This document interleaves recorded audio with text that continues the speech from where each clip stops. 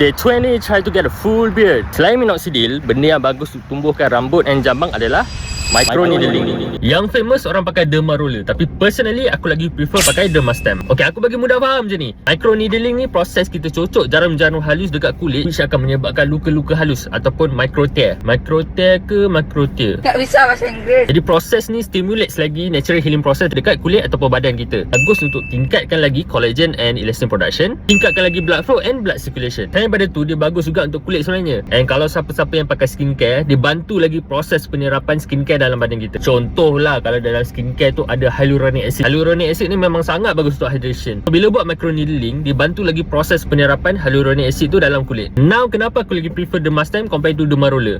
First, dermastem ni kau boleh adjust kedalaman jarum dia. Kalau derma roller, let's say kau nak pakai 0.5mm, kau kena beli satu derma roller. Kalau kau nak pakai 1.5mm, kau kena beli lagi satu derma roller. Makan modal tu. Okay, second, yang ni controversial sikit sebab aku tengok ada banyak sangat pendapat. Ada yang claim dermastem ni dia lagi accurate compared to derma roller. Sebab dermastem kau kena cocok macam ni. Kalau derma roller kau kena roll. Kalau tengok dekat video ni pun dia ada beza sikit. Kalau dermastem dia cantik je lubang dia. Kalau derma roller lubang dia besar sikit macam bentuk kon. Tapi benda ni boleh dielakkan kalau kau pakai derma roller yang ada real needle. Maksudnya kalau kita pecahkan derma roller, dia memang pakai satu-satu jarum ataupun kita panggil individual needle. Dia bukan dia pakai bentuk disc macam ni. Selalunya real needle ni pakai 192 needle. Yang fake derma roller ni pakai 540 needle. Tapi derma roller ni yang bagusnya nak guna dia memang laju compare to dermastem. Kalau dermastem kau kena cocok. Kalau derma roller dia roll laju je. Tapi kena hati-hati kat bagai rambut. Takut roll berbelit tercabut botak.